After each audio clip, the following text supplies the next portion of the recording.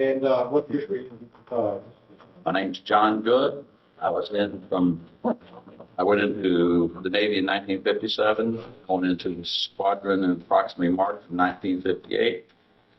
Was discharged September 1st, 1961. I went in as an AN and came out as an AO3 in Aviation Ordnance 3rd class. And you knew the loft crew from the 1962 crash? Yes, that was my crew. I flew with them. That's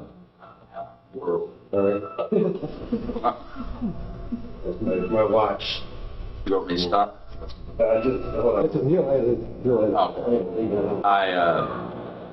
Yes, I flew with the crew. I was on, we used to be crew 11, we went to crew 3, and I met Norman Russell one day in the barracks. He just came in from radio school. I talked him into coming on the crew because we didn't have one, and so he and I become friends, and we bummed around together for, well, till I got out. And I was in the hospital the last month or so that I was in the Navy, and I was supposed to get orders to just be discharged, and they gave me the option of going back to the squadron, so I did. I ran into Commander Kozak, and he asked me to re-up for the length of the deployment, and he said he would see that I got discharged. It meant we got back because it could be a little over 6 months by the time we left and the whole deal. And I said, okay, because he said he was going to row to Spain.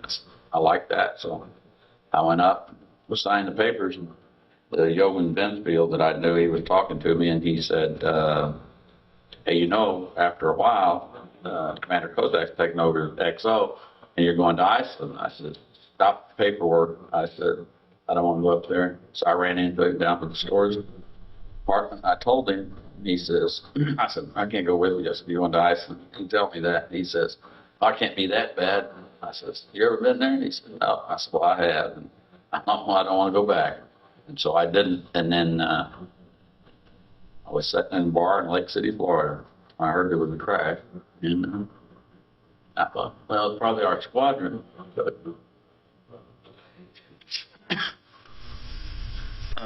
you know, I thought that wouldn't be the crew. But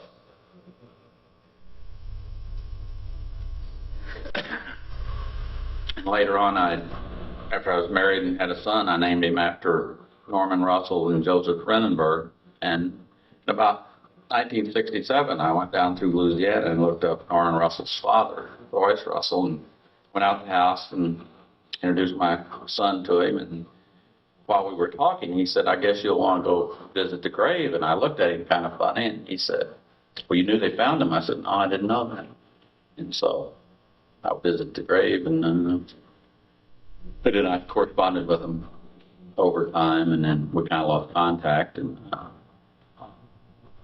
since then, I've been in contact with Norman's brother, and I had a wine bottle that Russ had gave me, and I sent that to his sister. Yeah, we used to call Russ, one guy, Ron Nunn, and nicknamed him Fish Eye, so we called him Fish Eye.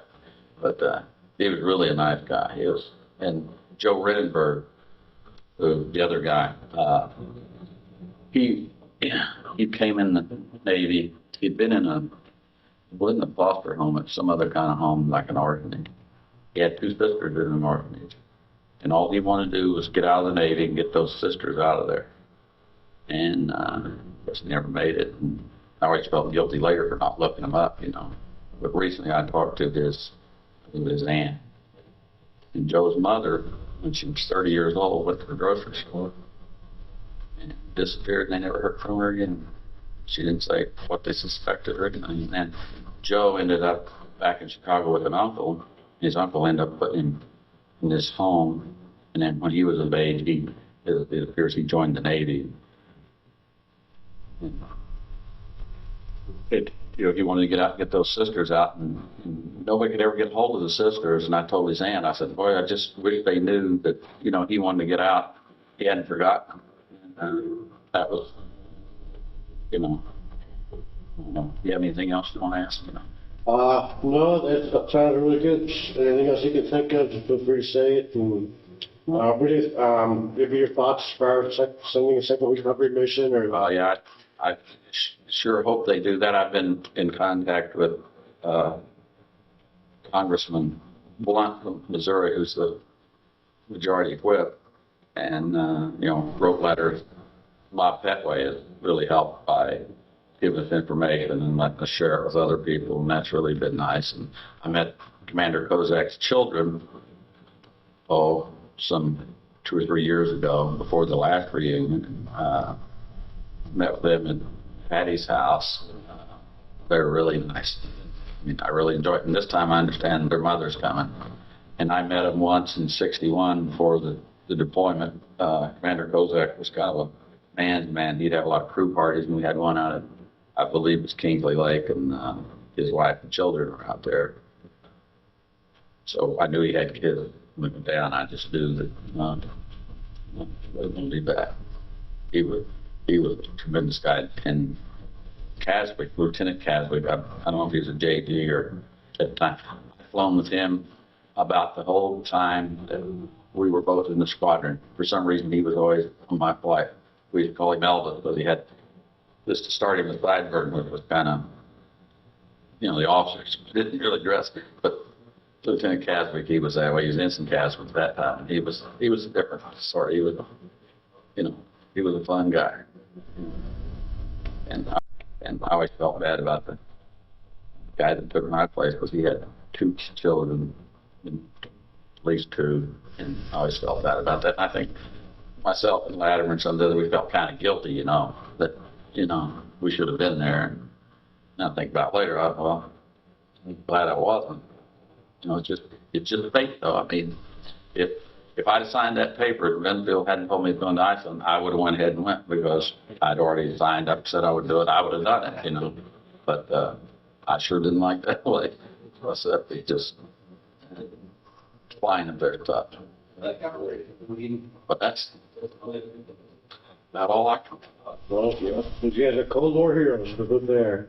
Yeah, I just wish they would.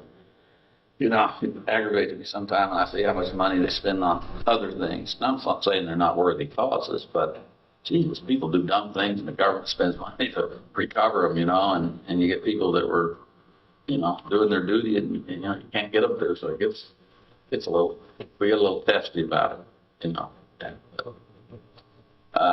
I think we'll eventually make it. Bob Petway just worked his butt off.